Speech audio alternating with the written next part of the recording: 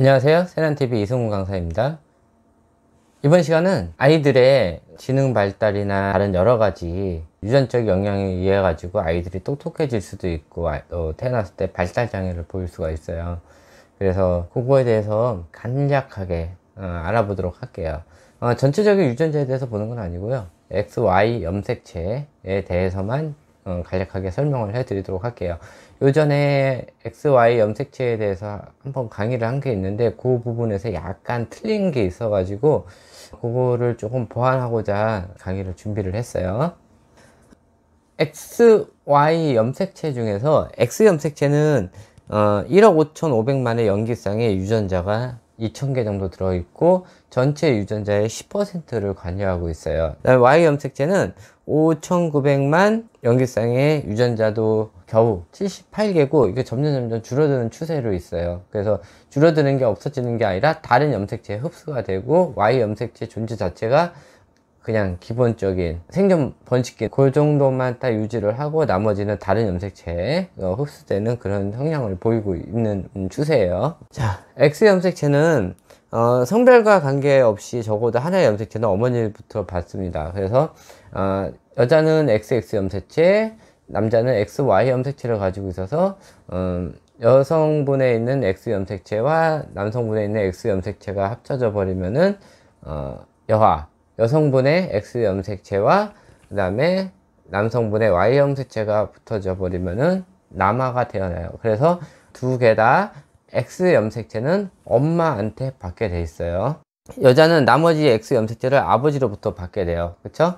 배아기 때 여아가 받은 X 염색체 중 하나는 무작위로 불활성화가 되는데 여자는 X 염색체를 두 개를 가지고 있어요. 그 중에서 배아기 때 어떤 염색체가 잠을 잘지 몰라요. 그러니까 둘 중에 하나만 작동을 하는 거예요. 그리고 하나는 불활성화되고 작동을 안 하는 상태가 돼요. 근데 이것이 나중에 작동을 하게 되는데 그거는 다음번에 설명을 해 드릴게요. 지능을 받은 염색체 중 한 개가 X 염색체예요.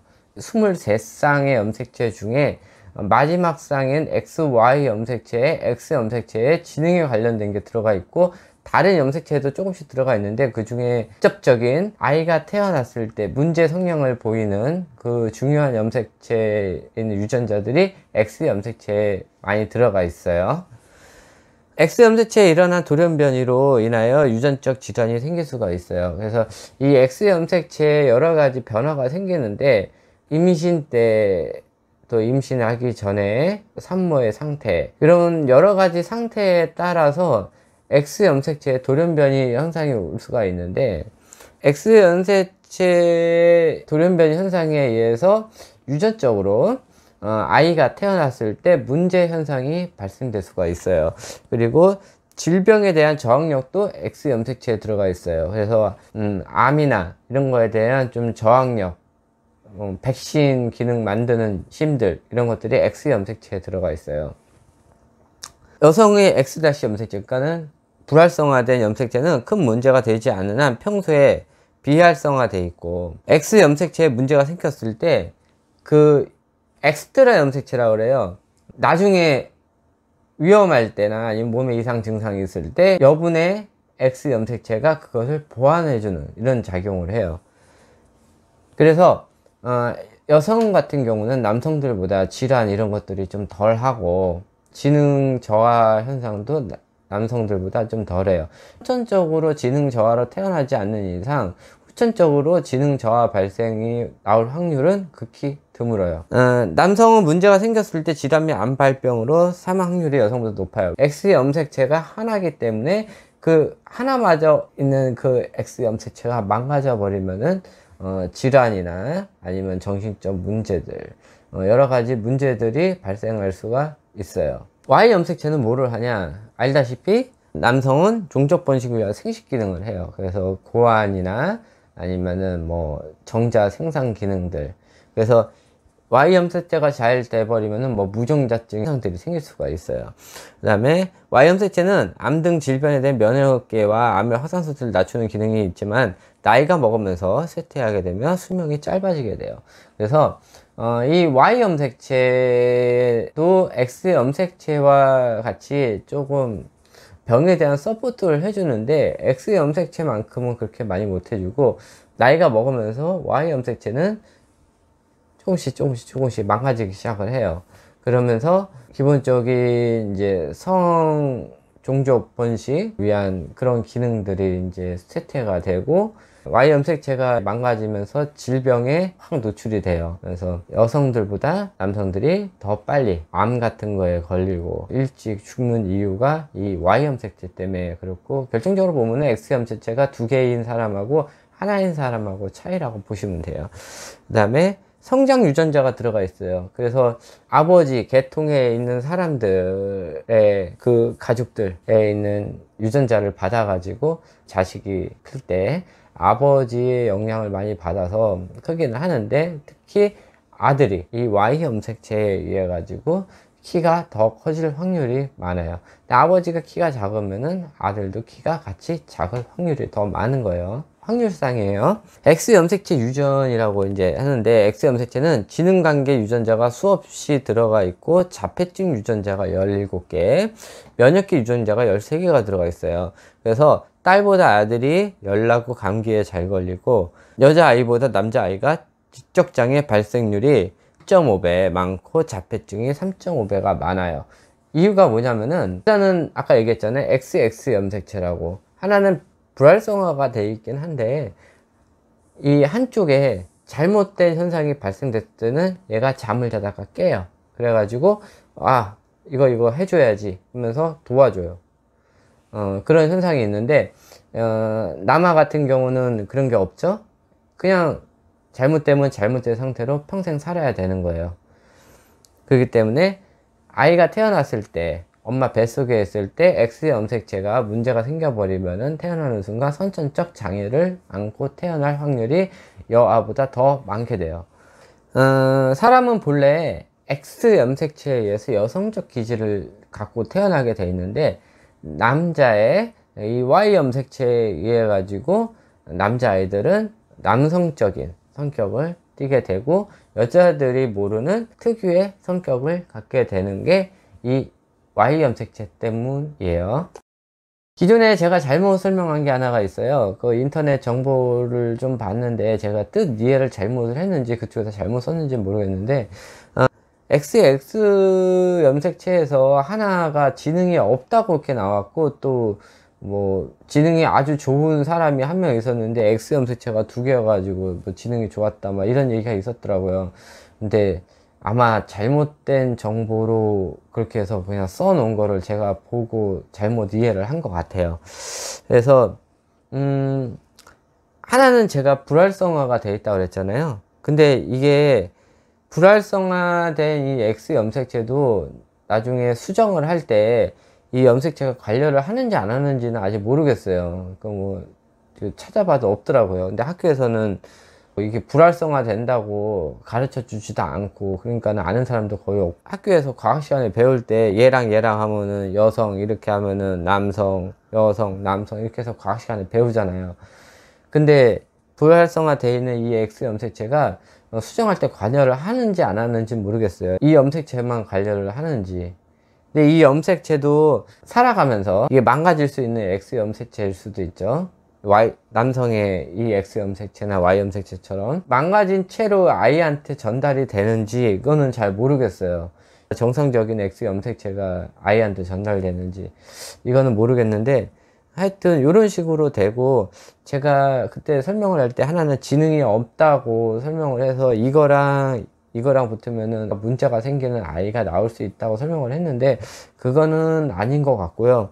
역시 이 X 염색체와 이 X 염색체가 붙어버리면은 여아는 배아기 때 바로 둘 중에 하나를 불활성화 시키고 하나만 가지고 생활을 하게 돼요. 문제가 생기지 않는 이상. 남아 같은 경우는 엄마의 X 염색체를 받고 아빠의 Y 염색체를 받게 되는데, 엄마의 X 염색체가 이상이 있으면은 아이는 태어나면서 지적 장애를 보이게 돼요.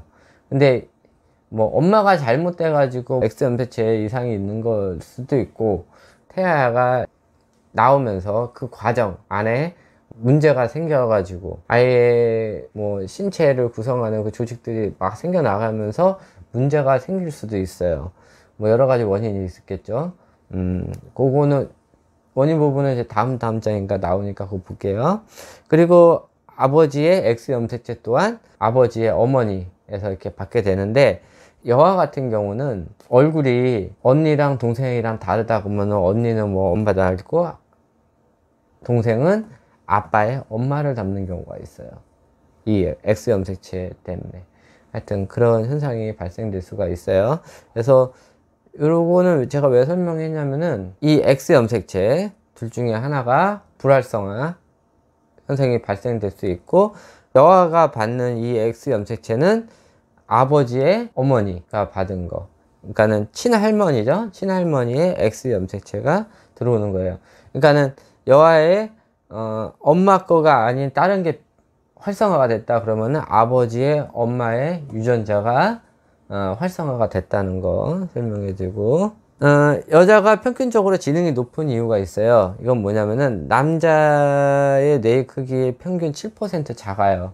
뭐 그렇기 때문에 뇌 크기가 작다 보면은 응집이 돼 있죠. 그러면은 뇌의 신호들이 가는 거리가 짧아요. 그래서 일 처리를 빨리 하고 상황 판단을 빨리 하고 많이 논리적이고 이런 것들이 그 이유예요. 그래서 뇌 크기가 작으면서 뇌 사이 신경 전달이 빨리 되고 언어 관련 뇌가 남자보다 더 발달이 돼 있어요. 그래서 뇌와 뇌 사이에 뇌량이 있는데 뇌량 크기가 남자들에 비해서 여성이 이 언어 관련 때문에 20배 커요. 그래서 언어 배우는 것도 더 빨리 배우고 말도 더 잘하고 오랜 시간 말을 해도 지치지 않고, 이런 이유가 요 이유예요. 그리고 남자가 여자보다 영재가 많은 이유가 있어요. 이유가 뭐냐면은 여자의 X 염색체와 불활성화된 X 염색체 사이에 이 평균을 유지를 해요. 왜냐면은 지금 활동을 하고 있는 X 염색체랑 지금 불활성화되고 있는 X 염색체가 있는데, 제가 아까 얘기했죠? 하나가 잘못되면은 옆에서 도와준다고. 그런데 하나가 지능이 예를 들어서 150이고 하나가 100이란 말이에요. 그러면은 150짜리가 잘못돼 버리면은 이 100이 도와줄 수가 없단 말이에요. 그렇기 때문에 서로의 평균치를 내 가지고 중간 정도의 지능을 계속 유지를 하는 거예요. 근데 엄마한테 받은 지능이나 그 다음에 아버지의 어머니죠, 그 염색체의 지능 전반적으로 두 개 다 높아요. 그러면은 여자아이가 이 평균치를 하더라도 굉장히 똑똑해질 확률이 굉장히 많아요. 근데 남자아이 같은 경우는 이 X 염색체의 평균화가 없기 때문에 있는 대로 발달을 해요. 뭐 리미트가 없는 거예요. 그래서 남자애들은 이 극한이 없기 때문에 계속적으로 지능이 발달을 할 수가 있어요. 그래서 남자애들이 지능이 더 높아질 수가 있고, 그 다음에 영재들이 남아가 더 많은 게 그 이유예요. 이 X 염색체가 잘못됐을 때 특히 남아 아이한테 많이 나타나는 증상이 과잉행동, 충동성, 집중력저하, 불안정이에요. 그래서 이 과잉행동 같은 경우는 평소보다 과격하게 행동을 한다든지 뭐 조금 폭력적인다든지 뭐 이런 것들. 그 다음에 충동성이라는 거는 생각보다 행동이 먼저 낯서는 거예요. 어떤 걸 해야 될 때 생각을 한번 걸치고 행동을 해야 되는데 그런 거 안 하고 저기에 무슨 좋은 물건이 있어요. 근데 앞에 위험해. 그러면은 위험하니까 돌아가야지 이런 생각을 하지 않고 그냥 직진을 해버려서 그걸 하는 마음에 넘어지고 막 이러는 게 이 충동성이에요. 그리고 자기가 좋아하는 거 있으면은 절제를 해야 되는데 절제를 못 해요. 그리고 집중력 저하예요. 대부분 보면은 이 ADHD나 이런 거 걸리는 아이들이 집중력 저하가 많아요. 그래서 한 가지에 집중을 못하고 이거 했다 저거 했다 그러는데, 보통 운의 아이들도 그렇게 하기는 하는데 그거보다 더 극심하게 막 5초 이상 가만히 못 있는다든지 뭐 하라고 그러면은 뭐 30초 이상 못해요. 응 알았어 해놓고서는 또 딴짓하고 이런 식으로 아이들이 집중력을 못해요. 그 다음에 불안정한 상태예요. 가만히 있지 못하고 가만히 서 있지도 못하고 막 계속 돌아다니고 왔다 갔다 하고 그냥 막 정신없어, 이런 아이들. 요거는 지금 아들 생각하시면은 다 있을 거라고 생각을 하죠. 근데 이런 선천적으로 있는 아이들은 그게 생각지 못할 만큼 극심해요. 그래서 어머니들이 많이 마음 아파하죠. 요런 어머니들, 그러니까는 아이가 처음부터 ADHD나 이런 거 좀, 선천성 장애를 갖고 태어난 아이들 어머니 같은 경우는 아이가 태어났을 때부터 이런저런 교육을 받기 때문에 제대로 아이를 좀 이렇게 커버를 하려고 하긴 하는데, 그러면서도 어머니가 많이 스트레스를 받아요. 근데 이게 후천적으로 생기는 아이들이 있어요. 이런 거는 어머니들이 만든 거예요. 또는 아버지가 만드는데, 보통 어머니들이 많이 아이를 이런 식으로 만들어요.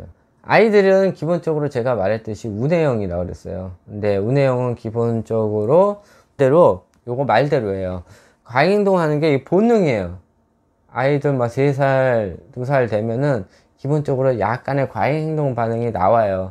근데 이거를 절제해주는 능력을 부모가 키워야 되는데, 아이들이 과잉행동 반응을 보이면 뭐예요? 혼내요. 하지마, 안 돼, 이러면서 막 때리고 막 혼낸단 말이야. 어차피 집에서 때리면 아무도 모르니까, 이렇게 학대인지 모르니까 이렇게 한단 말이야. 그러다 보면 애가 더 심해질 수가 있고, 나중에는 ADHD 걸린 애들만큼 그런 행동을 보일 수가 있어요. 그 다음에 이 충동성 같은 경우도 마찬가지고, 아이한테 이 절제력을 못 가르쳐 줘 버리면은 이 충동성이 걸리는데, 아이가 원하는 대로 다 해주다 보면은 또 이런 행동이 나올 수가 있어요. 또 집중력 저하 같은 경우는 스트레스로 인한 원인이 많아요. 그래서 아이한테 아이 생각을 생각도 안 하고 부모님 마음대로 로봇처럼 시키면 시킨 대로 하게끔 해서 강압적인 부모들, 아기 스스로 행동할 수 없고 부모의 행동 원칙에 의해서 무조건 행동하게 하는 그런 아이들 같은 경우는 스트레스를 받게 되는데, 이 스트레스는 이 집중력 저하가 오고 기억력 감퇴가 오고 학습 장애가 와요. 이것도 100% 부모가 만드는 행동이에요. 그리고 불안정한 상태. 아이는 원래 2살, 3살 되면은 다 뛰어다녀요. 근데 이거를 계속 아이한테 제지하고 못하게 하거나 명령조로 또 계속 하다 보면은 아이가 부모가 큰 소리를 내면은 불안한 상태가 돼요. 그러면서 이 행동을 더 보이게 돼요. 그러니까 이 부모의 조그만 잘못된 행동으로 이런 행동들이 아이가 나올 수가 있어요. 그래서 정상적으로 태어난 아이도, 정상적으로 자란 아이도 부모가 누구냐인지 따라서 아이가 다른 아이로 자랄 수가 있어요. 우리 아이는 이런 행동들을 보이는데 후천적으로, 근데 옆집 아이는 뭐 말도 잘 듣고 착하단 말이에요. 이 둘 아이를 바꾸면 어떻게 될까요? 이 착한 아이를 우리 집에 데려와서 키우면 이 아이도 똑같이 이런 증상을 보이게 돼요. 왜? 부모의 가르침이 이런 증상을 보이게 돼요. 부모는 정상적인 행동이라고 생각을 하지만은, 맞는 행동이라고 생각을 해요. 하지만은 아이가 보기에는 그게 자기를 위협하는 행동일 수도 있는 거고, 부모의 행동 자체가 자기를 괴롭히고 학대를 받는다고 생각을 할 수도 있어요. 너무 잘해줘도 학대고요, 너무 못해줘도 학대고, 그냥 내버려둬도 학대예요. 웬만치 아이랑 같이 교감을 하면서 생활을 하면서 아이랑 같이 이렇게 즐기고 아이의 생각을 읽어주면은 이런 현상이 나타나지도 않아요. 돌연변이의 원인이 있어요. 이게 아마 마지막일 거예요. 임신 중도, 납중도, 흡연 음주, 산부의 심심히 건강 상태예요. 임신 중독 현상으로 인해 가지고 아이의 뇌발달에 문제가 생길 수가 있고, 납 중독 같은 경우는 음식을 잘못 먹었을 때 이 납은 신경 전달 물질로 인해 가지고 태아한테 바로 다이렉트로 들어가요. 그러면서 유전자 조합 배열을 할 때 문제가 생기게 되고, 뇌발달에도 당연히 문제가 생기게 돼요. 흡연과 음주, 이것도 중요한데, 본인이 임신했는지 모르고 뭐 술, 담배를 하다가 나중에 알아보니까 임신이에요. 그러면은 문제가 생길 수가 있어요. 이게 보통 뇌가 자리 잡는 데까지, 제가 배학이라고 그랬잖아요. 그 시기에는 이미 애를 가졌는지도 모르고 이걸 하고 있는 상태예요. 이때 아이들이 임신 3개월 이내에 많이 망가질 확률이 많아요. 그리고 산부의 심신 및 건강 상태에 있는데, 산부의 심신 및 건강 상태에 의해 가지고 아이가 약해질 확률이 굉장히 많아요. 그리고 아이가 뱃속에서 자라날 때 많은 문제점이 생길 수가 있고, 산부가 많이 스트레스를 받거나 아니면 약물 중독이거나 이럴 때 약 같은 거 잘못 먹거나 아니면은 필요한 영양소 공급이 제대로 안 되거나 이랬을 때 아이한테 문제가 생길 가능성이 많아요. 이 이외에도 여러 가지 이유가 있는데, 오늘 대표적인 거를 들었고요. 하여튼 요 정도로 해가지고 아이들이 문제 행동을 보였을 때 유전적인 영향으로 이렇게 그럴 수도 있고, 그 다음에 후천적으로 부모가 잘못 교육을 해가지고 아이가 망가질 확률도 되게 많아요. 그러니까 아이가 문제가 보였을 때는 선천적으로 보이면은 이미 뭐 병원 가서 많이 검사를 받겠지만은, 후천적으로 생겼다 그러면은 아이가 좀 이상해, 우리 아이만 말을 안 들어요, 막 그러지 말고 부모가 어떻게, 본인이 어떻게 아이한테 행동을 하는지 이런 거에 대해서 좀 고칠 거 있으면 고쳐보고, 대부분 상담소 가서 부모가 상담을 받으면은 모든 상담사가 그래요. 어머님의 행동을 고치셔야 돼요. 그러면은 뭐야 저 사람, 그래놓고 그냥 나와요. 나오면은 뭔 뜻인지 몰라요. 거기서 얘기한 게 왜 내가 잘못됐어, 나는 제대로 한 거야, 뭐 TV에서도 이렇게 하라고 그랬고 우리 부모도 나를 이렇게 가르쳤고 모든 아이들이 다 이렇게 하는데 내 행동이 뭐가 잘못된 거야 라고 생각을 해요. 근데 본인의 이 고집 때문에 아이들이 망가지는 경우가 많고, 아무리 얘기를 해도 부모가 말을 안 들으면은 아이는 계속 엇나갈 뿐이에요. 그러니까는 상담소나 아니면 병원에서 부모님으로 이렇게 하라 그러면은 부모님 자신이 고쳐지면은 아이는 자동적으로 고쳐지게 돼요. 이것도 정신적 질환 같은 경우는 언제 본격적으로 나타나냐? 초등학교 때 나타나는데, 초등학교 입학하면서 나타나요. 또 초등학교 입학하면서 나타나면서 본격적으로 보기 시작하는데, 그때는 이미 고치기 힘든 단계예요. 이게 일찍 보이면 되는데 이게 광폭적으로 확 늘어나는 게 초등학교 입학하면서예요. 입학하면서 그때는 부모가 감당이 안 될 상태가 돼버려요. 그리고 어렸을 때는 뭐 혼내기라도 해가지고 말을 듣기는 하는데, 이 혼내는 것 자체가 아이를 이렇게 만들었긴 한데, 부모 생각에는 혼내면 말을 들었는데 라고 생각하는데, 8살이 넘어서부터는 아이가 그거에 대해서 반항을 더 심하게 해버려요. 그리고 아이가 약간의 판단력이 있기 때문에 내가 이 정도에서 이렇게 해버리면 엄마가 못하는구나 라는 걸 알아요. 그러니까는 그거에 대해서 요령이 더 늘어나는 거예요. 이런 장애를 보이는 거에 대한 요령이 더 늘어나요. 그래서 그때는 감당하지 못할 상태가 돼요. 그래서 아이들이 이런 장애가 보이거나 아니면 이런 현상이 보인다 그러면은 빨리 병원을 찾아가 가지고 아이의 뇌파 검사, 뇌 검사 등을 해주시고, 부모가 고쳐야 될 행동들 이런 것들은 아이 기준으로 많이 고쳐 주시는 게 좋아요. 이것으로 강의 마치고요. 다음번 강의에서 보고, 제가 아동심리학 상담 자격증을 준비를 하고 있어요. 그래서 자격증 따는 순간 제가 다시 심리 상담에 관련돼서, 아동 상담에 관련돼서 영상을 다시 옛날 거부터 조금씩 이제 요약을 해가지고 다시 차근차근 준비를 할 거고, 기존에 했던 아동 심리학 강의는 그대로 해가지고 뭐 대충 초등학교 저학년까지 과정 끝나면은 거기서 정리를 할 거예요. 본 강의는 제가 원래 그 정도까지 하려고 계산을 했고, 본 강의는 한 4강 5강 정도 지금 남아 있고요. 그 다음에 지금 새로 하는 강의로 다시 차근차근 나가도록 할게요. 이것으로 강의 마치고 다음번 강의에서 뵙도록 하겠습니다. 네, 감사합니다.